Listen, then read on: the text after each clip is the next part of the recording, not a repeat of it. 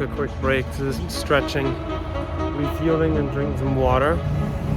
I felt so emotional riding my bike through this landscape. Just the sheer power of the bike, the wind against me, also kind of the feeling of serving nature, serving love. You know, then maybe it doesn't really make sense why I would feel that while riding a motorcycle. Plowing through the landscapes with just all this 75 horsepower underneath my wheels and having a feeling of humility at the same time. Maybe it's also the residue of the weekend, doing all these ceremonies and having these insights about masculinity. During the weekend I had this experience of befriending masculinity, because in a way it felt like that culture has ostracized masculinity, right? Toxic masculinity has created so much pain on this planet to women and to nature that in a way it feels like masculinity is done with. We're done with it. But at the same time,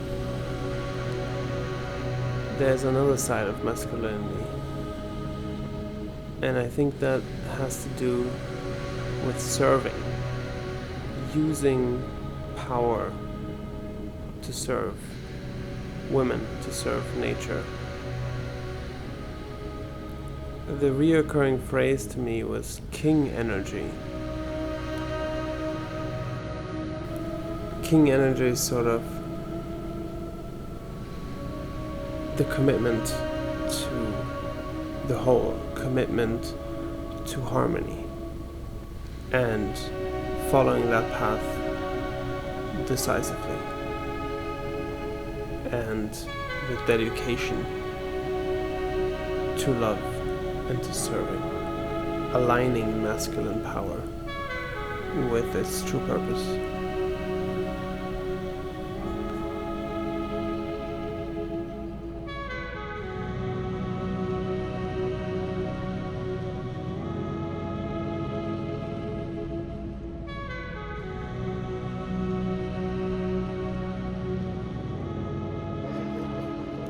Riding a motorcycle is kind of like forced meditation, because you have to pay attention. It's no longer an option.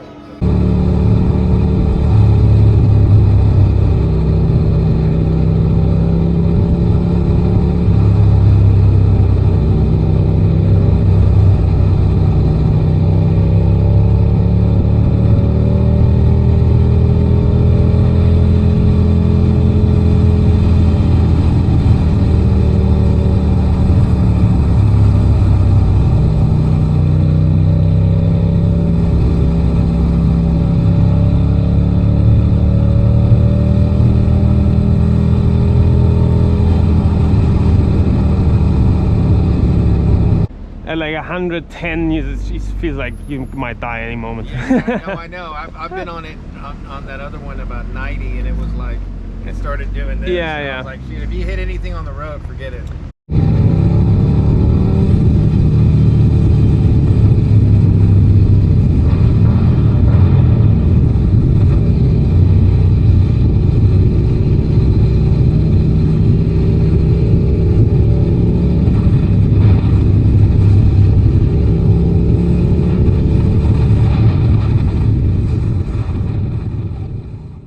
And then I started having these far thoughts. You know, like the road is sort of like piercing into my view, into my field of perception, sort of like a tube of toothpaste being squeezed into my face. In the sense that like reality is like unfolding into you, or you're folding into it. But how does reality really exist in front of you when you're not there, like the unmanifested? In that sense, it's just probabilistic, right? It just exists as probability. And then you can go into these thoughts about, you know, simulation hypothesis and the ultimate realness of reality of 3D space. How real is it, right? Like, what is really beyond all of it? Is it a Harley? Yeah. You got a Buell, don't you? Oh, nice. No, I got a Ducati Scrambler. I have a Harley on the East Coast though. Oh, nice. Do you? Yeah. Nice. I'm excited to ride it. It's been in the shop all summer. Oh man. Wow. Yeah, because I bought it with a salvage title. Oh. Yeah. Ouch. But I'm excited. Those things, the engines are just amazing. I know. The sound is so good. Yeah. It's just so fulfilling just to hear that sound. Have you ridden on Dragon's Tail yet? Wait, say again? The Dragon's Tail? What's that? It's down in Tennessee. It's a canyon. Oh, the no. Dragon's Tail, there's like 250 turns in it. Oh, wow. Yeah. Wow. Well, Massachusetts is not in Tennessee, so. Well, it's not, you know what? When you're in California, it's not far from That's it. true. Yeah. What are these things? Beautiful crystal. We start out with this Big Sur jade. Bestsellers is the local pendants, of course, and that is abalone jewelry that we hand polished to 2,000 grit. That's coming from right down there. No way. Yeah, and that's the local Big Sur jade. Big Sur jade? Where is that? This? Yeah, that is a finer piece of Big Sur jade. That's what you're looking for, is the transparency. Found here? Yes, it's found right. Divers find it. Here, I'll show you. No way. More example. Yeah, only place in the world that nephrite jade is ocean polished naturally. No way. Like Yeah. this. Cool, This is how I man. buy it from the diver. How much are they? They range. Pendants here I'm going from 60 to 150. That's 150? So I'm gonna hike down to the beach and see if I can find some of this insanely overpriced Big Sur jade. Would be kind of cool.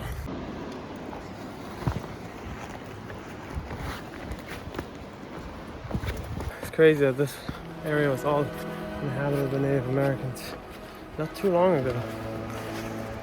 What's even more crazy is that Native Americans were basically exterminated by Westerners, not just Native Americans, but tribal cultures from all over the world, because Westerners thought they were primitive, that they were superior, that the Westerners were superior to the natives.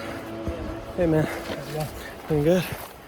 But really the truth is that Native Americans and tribal cultures around the world have been growing equally, if not more, as human beings, as spiritual beings, as beings that cultivate presence, that cultivate divine connection, that cultivate true surrender and telepathy.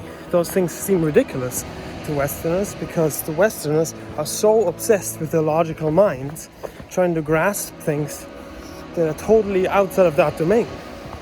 They're outside of that domain because they're essentially completely different ways of being, completely different ways of conceiving the world, right? Understanding the world in terms of equations or predictability is entirely different than understanding the world with trust, connection to nature, and divine inspiration.